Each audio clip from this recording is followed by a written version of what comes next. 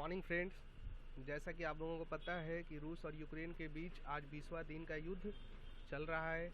क्या हालात बने हैं और किस कारण से हो रहा है, इन सभी चीज़ों की जानकारी के लिए आज मैंने एक स्पेशल वीडियो बनाया है। आप लोग इस पीडीएफ और पीपीटी के माध्यम से कुछ समझने का प्रयास करेंगे, जो कि आपके प्रश्न और क्वेश्चन जो है आपके एग्ज़ाम, बहुत से सरकारी एग्ज़ाम जैसे यूपीएससी, एसएससी, सीजीएल, इस सब करंट अफेयर्स के रूप में भी आपको बहुत ही सहयोग प्रदान होगा।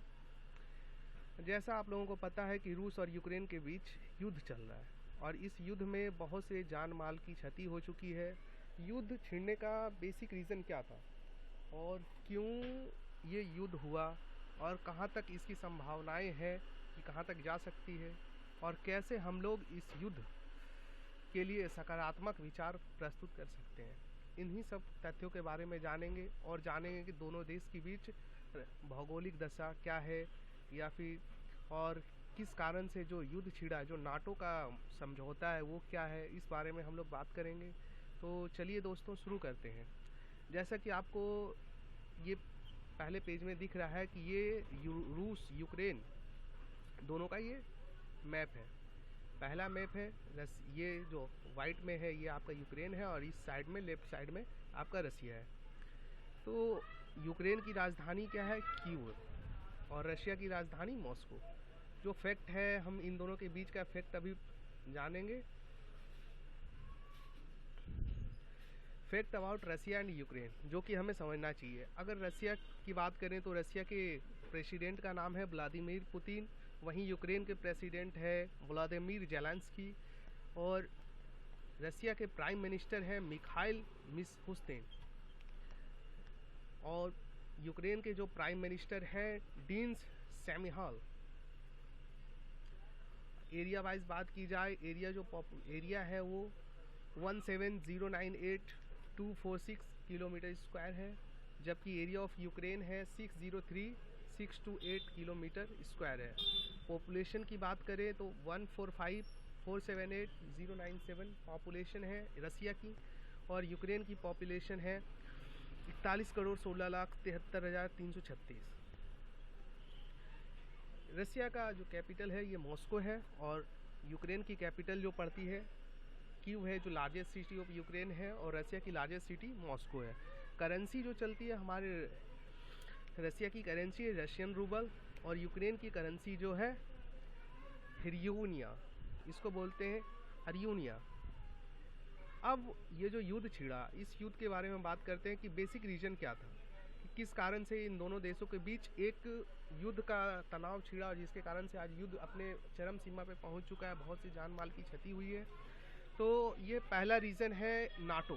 नाटो क्या है? नॉर्थ अटलांटिक ट्रीटी ऑर्गेनाइजेशन है, इसको हम लोग अटलांटिक अलायंस भी बोलते हैं, नॉर्थ अटलांटिक अलायंस भी इसे कहते हैं। नॉर्थ अटलांटिक अलायंस एक ऐसी संस्था है जो 1949 में बनाया गया था, जिसके थ्रू एक वीटो पावर तैयार किया गया था कि अगर कोई भी अगर इस संस्था में जुड़ा हुआ है, अगर इस पे कोई भी अगर कोई देश जुड़कर अगर कोई दूसरे देश इस देश वाले संस्था पे कोई अगर कुछ हानि पहुंचाना चाहे तो ये सारे देश मिलकर एक एक्शन लेंगे उस देश के खिलाफ।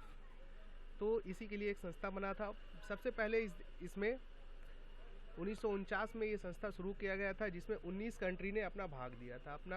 19 कंट्रियों ने अपना सहयोग दिया था। Belgium, Denmark, France, Italy, Iceland, Canada, Luxembourg, Netherlands, Norway, पुर्तगाल, यूनाइटेड किंगडम और यूनाइटेड स्टेट। ये जो थे ये 1949 में इन लोगों ने मिलकर एक संस्था बनाया जिसका नाम था NATO, North Atlantic Treaty organisation.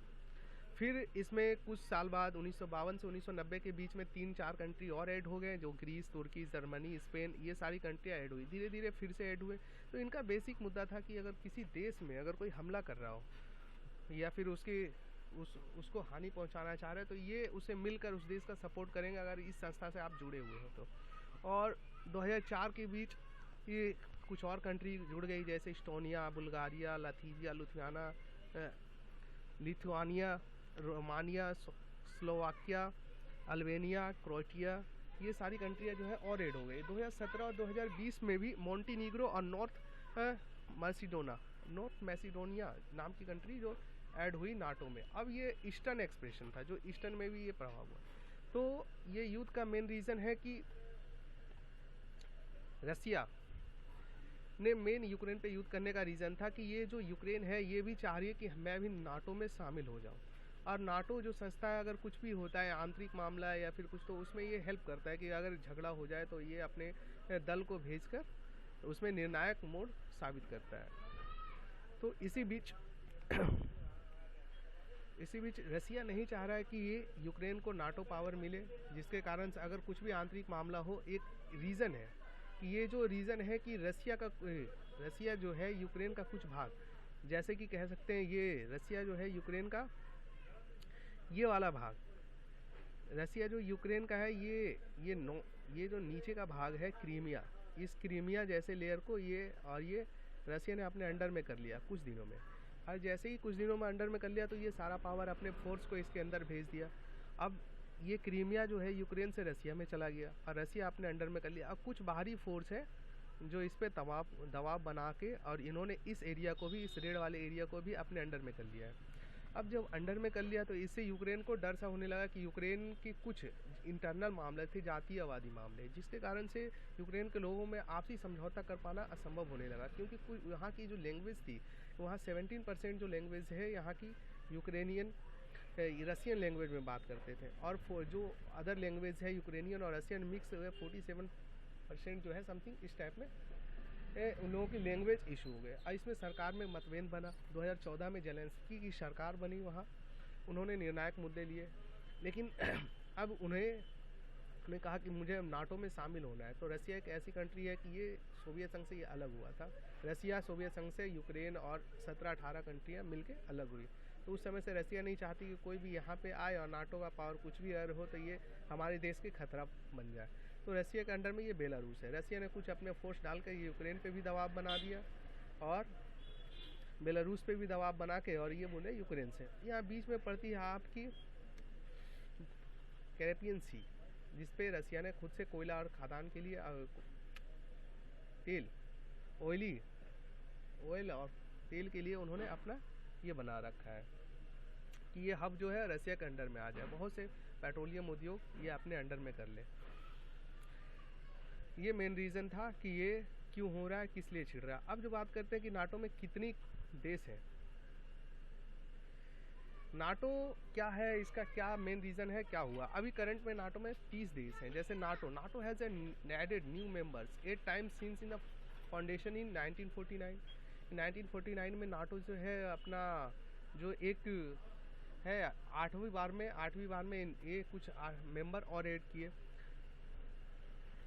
जो अब इसमें नाटो में कितने 30 मेंबर हैं। 12 country took part in the founding of NATO. जब नाटो संस्था बन रही थी तो उसमें कितने कंट्री थे, 12 कंट्री इसमें शामिल थे। Belgium, Canada, Denmark, France, Iceland, Italy, Luxembourg, the Netherlands, Norway, Portugal, the United Kingdom and the United State. जब 1952 में एक बार फिर से अगर इसको फाउंड किया गया तो उसमें 2 कंट्री और आए, बिकम मेंबर बन गए इसके नाटो के, ग्रीस और तुर्की अलायंस में ज्वाइन हो गए। After later at West Germany 1915, और ये सारी कंट्रियाँ लगभग 30 कंट्रियों ने अपने आप में पार्टिसिपेट किया। After the fourth engagement 99 Vilnius group और Vilnius group वॉल्टिक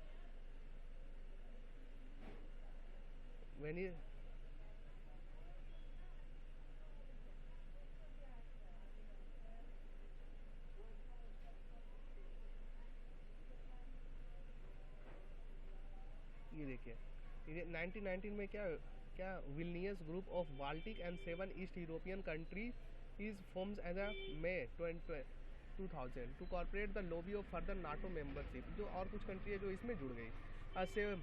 7 of these countries joined in the 5th enlargement in 204 या 2004 में जो 5th कंट्री और ऐड होगी। The latest wave of expansion is a southern European state join, Atlantica criteria join as the enlargement and Montenegro 2017 and North Macedonia 2020 में add हुआ। अब 2022 में Ukraine भी ऐड होने के लिए चाह रहा था। इसकी रीज़न, इस कारण से हमें बहुत ही मामला में काम करना नाटो के बारे में। ये इतनी 30 कंट्रियों ने अपना हस्तक्षेप जमा रखा है।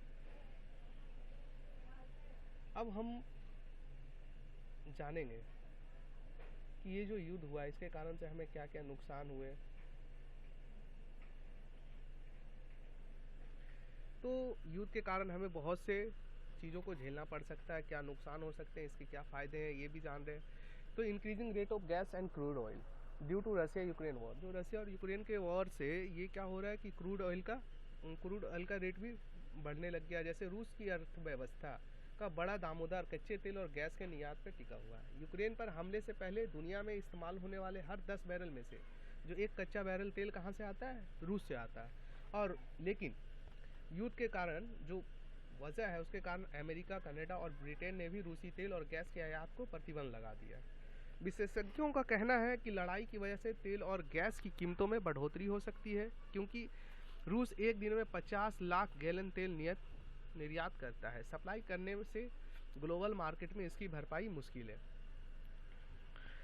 बहुत से जो कंट्रियां हैं ये रूस उसको क्रूड ऑयल प्रोवाइड करता है, जैसे गैस और ऑयल। तो अगर निर्यात प्रतिबंध लगा दे आयात में तो इसमें बहुत दिक्कत, जैसा कि increasing rate of gas and oil हो गया रशिया यूक्रेन वार के कारण। अब दूसरा चीज़ है जिसके हमारे दैनिक जीवन पे बहुत ही ज़्यादा प्रभाव पड़ने वाला है, इससे बहुत ही अदर कंट्रियाँ भी इफेक्टेड हो जाएगी अगर ये वॉर में जल्द अगर ना ख़त्म किया जाए तो। जैसे खाद्यान्न, तेल और खाद्यान्न की चीज़ें, यानी खाने पीने की चीज़ों में ये बहुत ज़्यादा हो सकता है।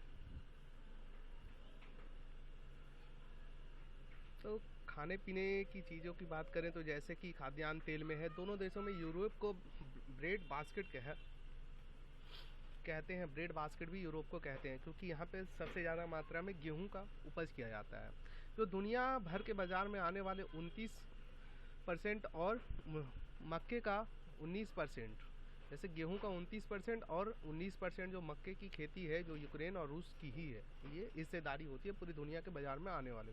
सूरजमुखी तेल का सबसे बड़ा उत्पादक यूक्रेन है। सूरजमुखी ऑयल जो यूज़ किया जाता है खाने में भी, तो उसका जो सबसे बड़ा उत्पादक देश क्या है, यूक्रेन है। और एक बात और, यूक्रेन का राष्ट्रीय फूल भी सूरजमुखी ही है। रूस का नंबर दूसरे स्थान पे आता है। एक संस्था है SDP ग्लोबल प्लेटलेट्स के मुताबिक दोनों ने मिलकर एक सूरजमुखी तेल का उत्पादन में 60% हिस्सेदारी की है। लेकिन लड़ाई की वजह से यह बहुत एक्सचेंजों में तो कमोडिटी के रूप में शिखर पे पहुंच गया है। इसका जो प्राइस है अभी अपने उच्चतम दर पे जा रहा है। तुर्की और मिस्र अपनी ज़रूरत का 70% गेहूँ रूस और यूक्रेन से आयात करते हैं, और यूक्रेन चीन का प्रमुख मक्का सप्लायर देश है। जैसा कि आपको इसमें पता चल रहा है कि गेहूँ क्या है, रूस और यूक्रेन को आयात करता है। तुर्की और मिस्र, जो रूस और यूक्रेन जो गेहूँ है तुर्की और मिस्र को आयात करता है। वो 70% गेहूँ जो अपने उपज का 100% में 70% जो है रूस और यूक्रेन वो किसको देता है, तुर्की और मिस्र को देता है। और चीन को ये मक्का सप्लाई करते हैं यूक्रेन। तो इससे विदेशी मार्केट में भी सभी चीज़ों के रेट बहुत ज़्यादा बढ़ सकते हैं। तीसरी चीज़ है जो है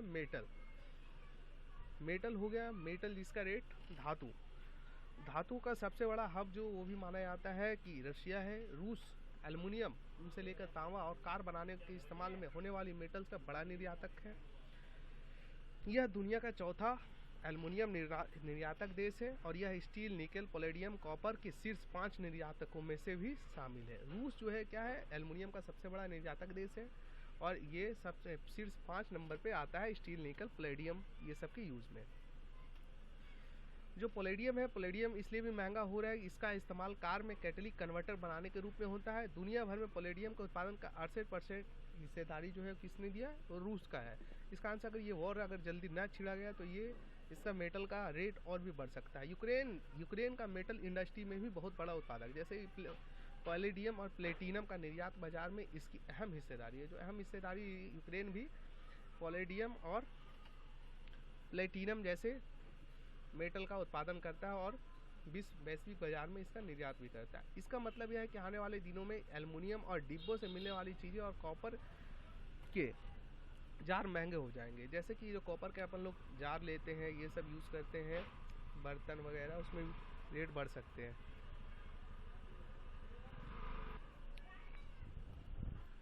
रूस और यूक्रेन से सप्लाई होने वाली निरंतर जो निकेल और पैलेडियम वो भी महंगे हो सकते हैं। पैलेडियम की सप्लाई बाधित हुई तो दुनिया में वाहन के निर्माता कंपनियों में मुश्किलें आ सकती हैं। और निकेल का इस्तेमाल लिथियम आयन बैटरी बनाने के रूप में होता है। मार्च की शुरुआत में इसकी कीमत 76% ऑलरेडी बढ़ चुकी है। जैसे कि पॉलेडियम और निकल जो है, निकल का अगर रेट बढ़ गया तो ये सबसे ज़्यादा इसमें किसमें आएगा, गाड़ियों की कंपनियों में सबसे ज़्यादा नुकसान आएगा और ये रेट उच्चतम दर पे अपने सेल होंगे। और पॉलेडियम और लिथियम आयन जो है वो बैटरी बनाने के लिए यूज़ होता है। अगर बैटरी का रेट बढ़ गया तो सारे प्रोडक्ट इलेक्ट्रॉनिक्स के रेट बढ़ जाएंगे। चौथा जो मेन चीज़ है जो युद्ध के कारण प्रभावित हो रहा है, रशिया और यूक्रेन के युद्ध के कारण, ये सबसे बड़ा चौथा जो चीज़ है वो है हमारा नियोन।